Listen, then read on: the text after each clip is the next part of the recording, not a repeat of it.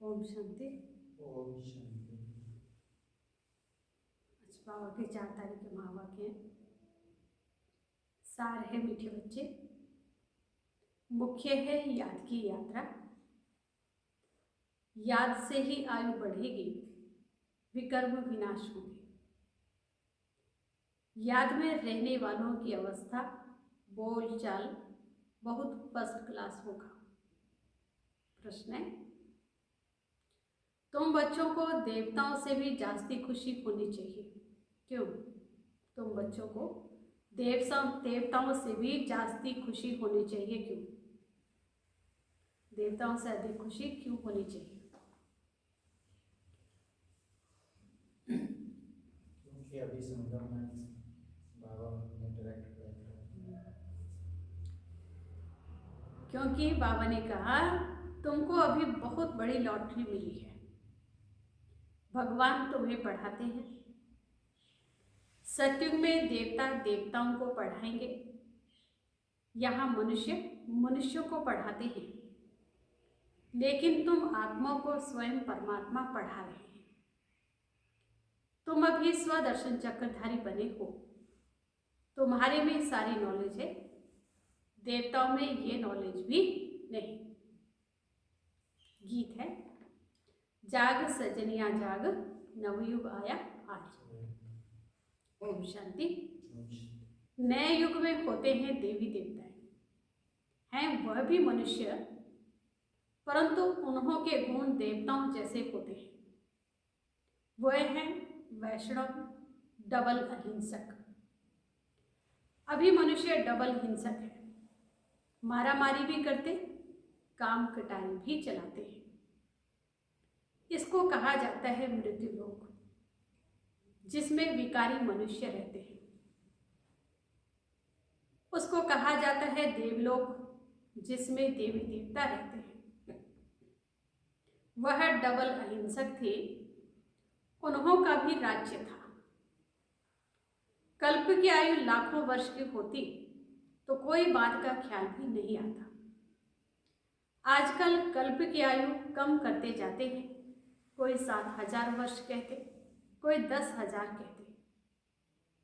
ये भी बच्चे जानते हैं कि बाप है ऊंचे ते ऊंचा भगवान, और हम उनके बच्चे शांति धाम में एक साथ रहते हैं। हम पंडे हैं, रास्ता बताने वाले। इस यात्रा का कोई वर्णन है नहीं। भल गीता में अक्षर है मन मना भव, परंतु उनका अर्थ क्या है? अपने को आत्मा समझ बाप को याद करो, ये किसी की बुद्धि में नहीं आता।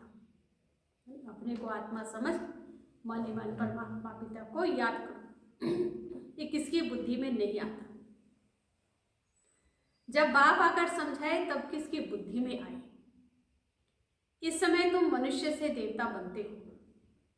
मनुष्य यहाँ है, देवता सत्युग में होते हैं। बरोबर तुम अभी मनुष्य से देवता बनते हो। तुम्हारी ये ईश्वरीय मिशन है। निराकार परमात्मा को कोई मनुष्य तो समझ न सके। निराकार को हाथ पांव कहाँ से आया? श्री कृष्ण को तो हाथ पांव सब कुछ है। भक्ति मार्ग के कितने शास्त्र बनाए हैं। अब तुम बच्चों के पास चित्र आदि तो बहुत है। चित्र से याद आती है कि इस चित्र पर यह समझाएं, और भी बहुत चित्र बनते जाएंगे। एकदम ऊपर आत्माओं का भी दिखाना है। परमधाम में आत्माओं का भी चित्र दिखाना है। आत्माएं ही आत्माएं दिखाई देंगी। फिर सूक्ष्म वतन, उनके नीचे मनुष्य लोक भी बनाएंगे। मनुष्य कैसे पिछाड़ी में आकर फिर ऊपर चढ़ते, ये दिखाएंगे। दिन प्रतिदिन नई इन्वेंशन निकलती जाएगी। अब जितने चित्र हैं उतनी सर्विस भी करनी है। फिर ऐसे ऐसे चित्र बनेंगे जिससे मनुष्य जल्दी समझ जाएंगे। झाड़ बहुत जल्दी बढ़ता जाएगा। हाँ जी। ध्यान सुनते जाएंगे, चित्रों पे समझते जाएंगे तो बाबा कहते हैं धीरे धीरे देवताई धर्म का झाड़ बढ़ता जाएगा। कल्प पहले जिसने जो पदवी पाई होगी, जो रिजल्ट निकली होगी, वही निकलेगी। ऐसे नहीं कि पिछाड़ी में आने वाले माला के दाने नहीं बन सकते, वो भी बनेंगे। नौधा भक्ति वाले रात दिन भक्ति में लगे रहते हैं, तब उन्हों को साक्षात्कार होता है। यहाँ भी ऐसे निकलेंगे, पीछे आने वाले भी बाबा कहते माला का दाना बन सकते हैं। जैसे नौधा भक्ति में जो भक्त होते हैं, नौधा भक्त दिन रात लगे रहते हैं, तब उनको साक्षात्कार होता है। यहाँ भी ऐसे तीखे पुरुषार्थी बाबा कहते निकलेंगे। रात दिन मेहनत कर पतित से पावन बनेंगे, चांस सबको है। ऐसे नहीं पिछाड़ी में कोई रह जाए। ड्रामा ही ऐसा बना हुआ है जो कोई रह नहीं सकता। सब तरफ पैगाम देना है। शास्त्रों में है एक रह गया तो उल्ह न दिया। ये चित्र अखबार आदि में भी पढ़ेंगे। तो बाबा कहते हैं तुमको भी निमंत्रण मिलते रहेंगे, सबको मालूम पड़ेगा कि बाप आया हुआ है। भगवान यहाँ पे आया हुआ है, सबको बाबा कहते मालूम पड़ेगा। जब पूरा निश्चय होगा तब दौड़ेंगे। नामाचार निकलता ही रहेगा। नवयुग सत्युग को कहा जाता है। नवयुग अखबार भी निकलती है, कहते हैं न्यू दिल्ली, परंतु न्यू दिल्ली में ये पुराना किला किचड़ा आदि हो न सके। अभी तो हर चीज टेढ़ी बांकी हो गई है। सत्युग में सब तत्व भी ऑर्डर में रहते हैं। यहाँ तो 5 तत्व भी तमो प्रधान है। वहाँ सब सतो प्रधान होते हैं, तो हर एक तत्व से सुख मिलता है, दुख का नाम भी नहीं। उनका नाम है स्वर्ग। किसका नाम है स्वर्ग? सत्युग में जहाँ बाबा कहते एक भी तत्व दुख नहीं देता, सुख ही सुख है, तत्व भी सतो प्रधान, उनका नाम है स्वर्ग। ये सब बातें अब तुम समझते हो कि बरोबर अभी हम तमो प्रधान बन गए हैं। सतो प्रधान बनने के लिए पुरुषार्थ कर मंजिल पर चढ़ रहे हैं, और सब अंधियारे में हैं, हम रोशनी में हैं। हम ऊपर जा रहे हैं और सब नीचे गिर रहे हैं। ये सब विचार सागर मंथन तुम बच्चों को करना है। शिव बाबा है सिखलाने वाला, वो तो मंथन नहीं करेंगे। ब्रह्मा को मंथन करना होता है।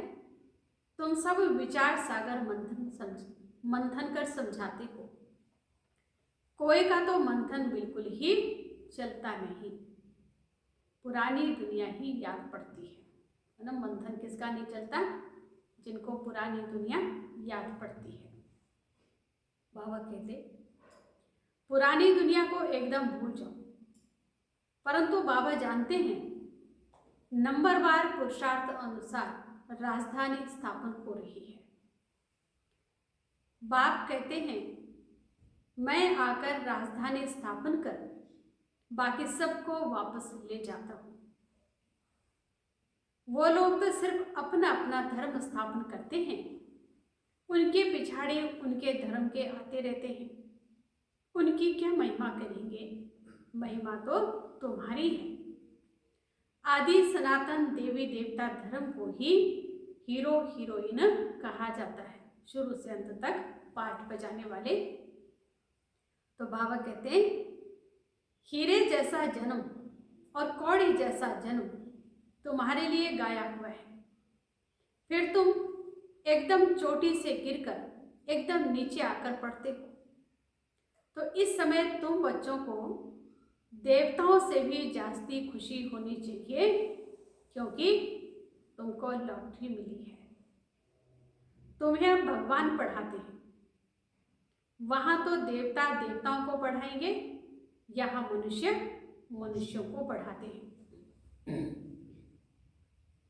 और तुम आत्मा को परमपिता परमात्मा पढ़ाते हैं। फर्क हो गया ना? सतयुग में देवता देवताओं को पढ़ाएंगे, कलयुग में मनुष्य मनुष्यों को पढ़ाते, और संगम में अभी परमात्मा कर आत्माओं को पढ़ाते। बाबा कहते फर्क हो गया ना। तुम ब्राह्मणों ने राम राज्य और रावण राज्य को भी समझा है। अब तुम जितना श्रीमत पर चलेंगे उतना ही ऊंच पदवी पाएंगे।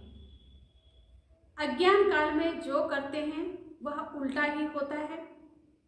छोटेपन में सगीर बुद्धि होती है, फिर बालिक बुद्धि होती है। 16-17 वर्ष के बाद सगाई होती है। आजकल तो गंध बहुत है। गोद वाले बच्चे की भी सगाई करा लेते हैं, फिर लेना देना शुरू कर लेते हैं। वहां शादियां कितनी रॉयल होती हैं। कहां पर? सत्युग। तुमने सब साक्षात्कार किया है। जितना आगे बढ़ते जाएंगे तो तुम साक्षात्कार करेंगे। अच्छे फर्स्ट क्लास योगी बच्चों की आयु बढ़ती जाएगी। बाबा कहते हैं योग से अपनी आयु को बढ़ाओ। बच्चे समझते हैं योग में हम ढीले हैं, याद में रहने के लिए माथा मारते हैं, परंतु रह नहीं सकते। बहुत मेहनत करते हैं, निरंतर बाबा की याद में, परमात्मा की याद में, लेकिन भूल जाते हैं, घड़ी घड़ी भूल जाते हैं। वास्तव में यहाँ वालों का चार्ट बहुत अच्छा रहना चाहिए।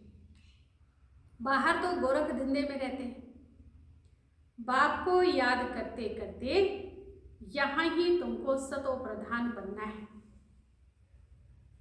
बाबा ने कहा कम से कम भोजन बनाते, काम करते, 8 घंटा मुझे याद करो, तब कर्मातीत अवस्था अंत में होगी। कोई कहे मैं 6-8 घंटा योग में रहता हूं तो बाबा मानेगा नहीं। बहुतों को लज्जा आती है, चार्ट नहीं लिखते, आधा घंटा भी याद में नहीं रह सकते। मुरली सुनना कोई याद नहीं है, ये तो धन कमाते है। पढ़ाई सोर्स ऑफ इनकम है, तो बाबा कहते मुरली सुनना ये याद में नहीं जुड़ा है ना। मुरली सुन रहे हैं माना धन कमा रहे हैं, ज्ञान रत्नों की कमाई कर रहे हैं। याद में तो सुनना बंद हो जाता है। कई बच्चे लिख देते हैं याद में मुरली सुनी, परंतु ये याद थोड़ी है। बाबा खुद कहते, ब्रह्मा बाबा खुद अपना अनुभव बताते, मैं घड़ी घड़ी भूल जाता हूँ। याद में भोजन करने बैठता हूँ, बाबा आप तो अभोक्ता हो, ये कैसे कहूँ बाबा, आप भी खाते हो हम भी खाते हैं। कोई कोई बात में कहेंगे कि बाबा भी साथ है, मुख्य है याद की यात्रा। मुरली की सब्जेक्ट बिल्कुल अलग है। याद से पवित्र बनते हैं, आयु बढ़ती है। बाकी ऐसे नहीं कि मुरली सुनी तो बाबा इसमें था ना। मुरली सुनने से विकर्म विनाश नहीं होंगे। बाबा कहते मेहनत है।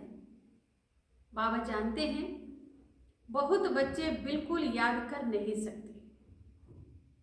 याद में रहने वाले की अवस्था, बोल चाल बिल्कुल अलग रहेगा। याद से ही सतो प्रधान बनेंगे, परंतु माया ऐसी है जो एकदम बुद्धू बना देती है। बहुतों की बीमारी उथल पड़ती है। बीमारी माना जो मन में, जो आत्मा को जो बीमारी लगी, बाबा कहते वो उथल पड़ती है। मोह जो नहीं था वो उथल पड़ता है, फंस मरते हैं। बड़ी मेहनत का काम है। मुरली सुनना ये सब्जेक्ट अलग है, ये है धन कमाने की बात। इसमें आयु नहीं बढ़ेगी, पावन नहीं बनेंगे, विकर्म विनाश नहीं होंगे। किससे होंगे? याद से। आयु भी बढ़ेगी, पावन भी बनेंगे, विकर्म भी विनाश होंगे। बाबा कहते मुरली तो बहुत सुनते हैं, फिर विकार में गिरते रहते हैं, सच नहीं बताते। बाबा कहते पवित्र नहीं रह सकते हो तो यहाँ क्यों आते हो? कहते बाबा मैं अजामिल हूँ, यहाँ आऊँगा तब तो पावन बनूंगा, यहाँ आने से कुछ सुधार होगा, नहीं तो कहाँ जाए। उनको ये भी पता है यही है, जहाँ आने से हमारे में कुछ सुधार आएगा, नहीं तो कहाँ जाए। रास्ता तो यही है। ऐसे ऐसे भी आते हैं, कोई ना कोई समय तीर लग ही जाएगा। बाबा यहाँ के लिए भी कहते हैं, यहाँ कोई अपवित्र को नहीं आना चाहिए, है ना। मधुबन बड़े घर में बाबा कहते कोई अपवित्र को नहीं आना चाहिए। ये है इंद्र सभा। अभी तक तो आ जाते हैं, एक दिन ये भी ऑर्डिनेंस निकलेगा, जब पक्की गारंटी करें तब अलाउ करें, तो समझेंगे ये तो ऐसी संस्था है कोई अपवित्र अंदर जा नहीं सकता। तुम बच्चे समझते हो कि ये किसकी सभा है? तुम बच्चे समझते हो कि ये किसकी सभा है?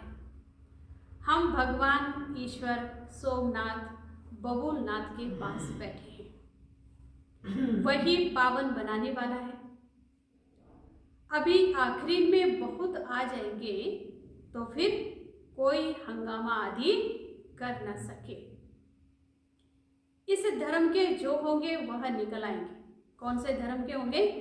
आदि सनातन देवी देवता धर्म के जो होंगे सो निकल आएंगे। आर्य समाजी भी हैं हिंदू, सिर्फ मठ पंथ अलग कर दिया है। देवताएं होते हैं सतयुग में। यहाँ सब कौन है? देवताएं होते हैं सतयुग में, और यहाँ सब बाबा कहते हैं यहाँ सब हिंदू हैं। हिंदुस्तान में रहते तो हिंदू हो गए, अमेरिका में रहने वाले अमेरिकन, चीन में रहने वाले चाइनीज, अब हिंदुस्तान में रहते तो सब हिंदू हो गए।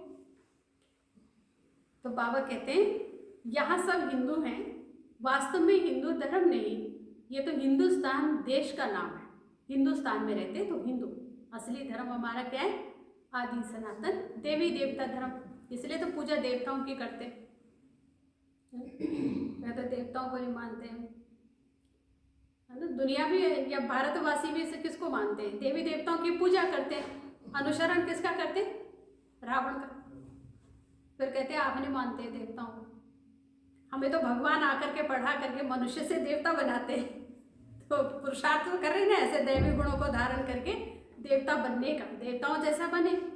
और जो कहते हैं हम देवताओं को बहुत मानते हैं, व्रत रखते हैं, पूजा पाठ करते हैं, अनुसरण कर रहे रावण का। इसलिए बाबा कहते हैं तुम बच्चों को उठते बैठते चलते फिरते स्वदर्शन चक्रधारी बनना है। स्टूडेंट को पढ़ाई की याद रहनी चाहिए ना। सारा चक्र बुद्धि में है, सतयुग से लेकर कलयुग अंत तक, सतयुग त्रेता द्वापर कलयुग, तो सृष्टि का पूरा चक्र बाबा कहते बुद्धि में है। देवताओं और तुम्हारे में थोड़ा फर्क रहा है। पक्के स्वदर्शन चक्रधारी बन जाएंगे तो फिर विष्णु के कुल के बन जाएंगे। तुम समझते हो हम यह बन रहे हैं, वो देवताएं फाइनल हैं। तुम फाइनल तब होंगे जब कर्मातीत अवस्था होगी। शिव बाबा तुमको स्वदर्शन चक्रधारी बनाते हैं, उनमें नॉलेज है ना, वह है तुमको बनाने वाला। स्वदर्शन चक्रधारी बनाने वाला है शिव बाबा। तो बाबा कहते हैं वो है तुमको बनाने वाला, तुम हो बनने वाले। ब्राह्मण बन फिर देवता बनेंगे। अब यह अलंकार तुमको कैसे दे?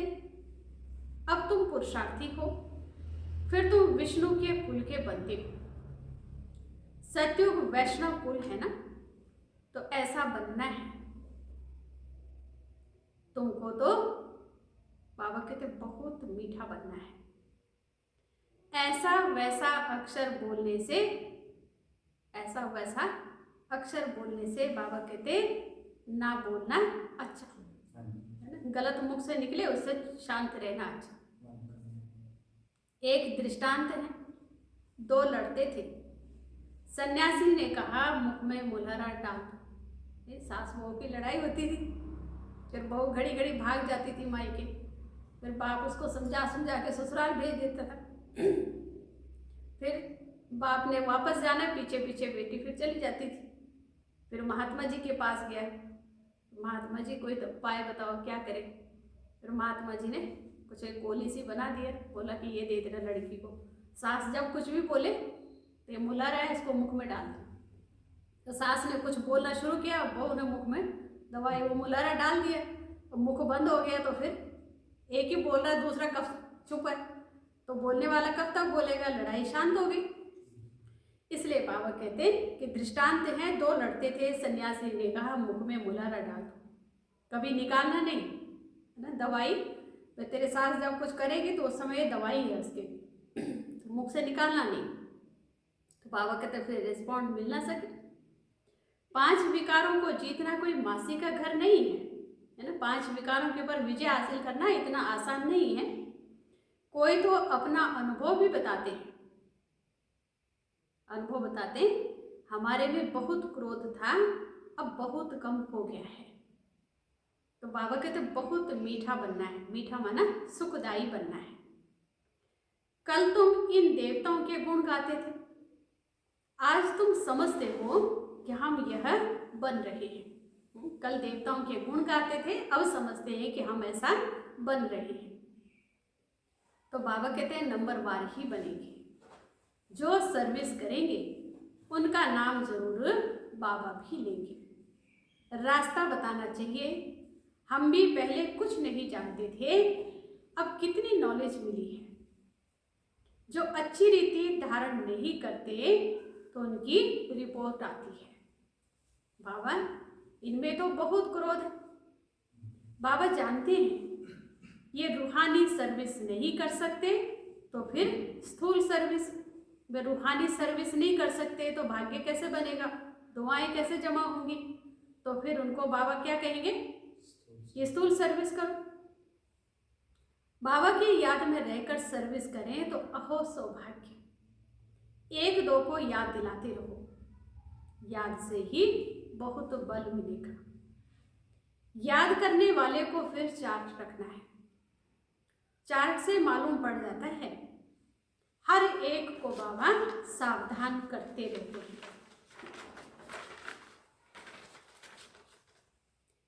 विश्व में शांति बहुत मांगते हैं, जरूर कभी विश्व में शांति थी, सत्युग में अशांति की कोई भी बात नहीं। स्वीट बाप स्वीट बच्चे सारे विश्व को स्वीट बनाते हैं। अब बाबा कहते हैं स्वीट कहाँ है, मौत ही मौत लगा पड़ा है। ये खेल अनेक बार होता है और होता ही रहता है, एंड हो नहीं सकती, चक्र फिरता रहता है। अच्छा, मीठे मीठे सिकिलधे बच्चों प्रति माता पिता बाप दादा का याद प्यार और गुड मॉर्निंग। रूहानी बाप की रूहानी बच्चों को नमस्ते, रूहानी बच्चों की रूहानी बाप दादा को दिलवा जान सिखवा प्रेम से नमस्ते। ओम शांति। धारणा के लिए मुख्य सार, पहली पॉइंट है विकर्म विनाश करने व आयु को बढ़ाने के लिए याद की यात्रा में जरूर रहना है। याद से ही पावन बनेंगे, इसलिए कम से कम याद का चार्ट कितना बनाना है, कम से कम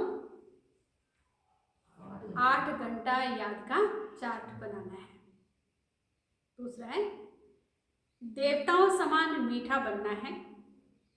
ऐसा वैसा कोई शब्द बोलने के बजाय ना बोलना अच्छा है।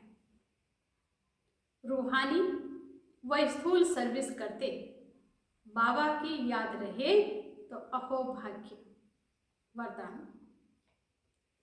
सेवा में रहते कर्मातीत स्थिति का अनुभव करने वाले तपस्वी मूर्त भव। सेवा में रहते कर्मातीत स्थिति का अनुभव करने वाले तपस्वी मूर्त भव। पावने का समय कम है और सेवा अभी भी बहुत है। सेवा में ही माया के आने की मार्जिन रहती है। सेवा में ही स्वभाव संबंध का विस्तार होता है, स्वार्थ भी समाया होता है। उसमें थोड़ा सा बैलेंस कम हुआ, सेवा में अगर थोड़ा सा बाबा कहते हैं बैलेंस कम हुआ तो माया नया नया रूप धारण कर आएगी। इसलिए सेवा और स्व स्थिति के बैलेंस का अभ्यास करो। सेवा और स्व स्थिति के बैलेंस का अभ्यास करो। मालिक को कर्मेंद्रियों रूपी कर्मचारियों से सेवा लो। मन में बस एक बाबा, दूसरा न कोई। ये स्मृति इमर्ज हो तब कहेंगे कर्मातीत स्थिति के अनुभवी तपस्वी मूर्त। स्लोगन, कारण रूपी नेगेटिव को समाधान रूपी पॉजिटिव बनाओ। कारण रूपी नेगेटिव को समाधान रूपी पॉजिटिव बनाओ।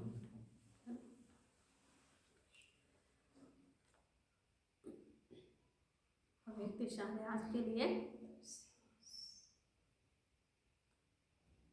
अव्यक्ति साइलेंस द्वारा डबल लाइट फरिश्ता स्थिति का अनुभव करो।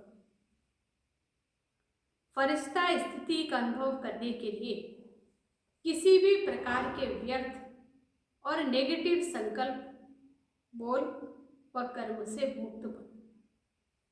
व्यर्थ व नेगेटिव यही बोझ सदा काल के लिए डीप साइलेंस का अनुभव करने नहीं देता।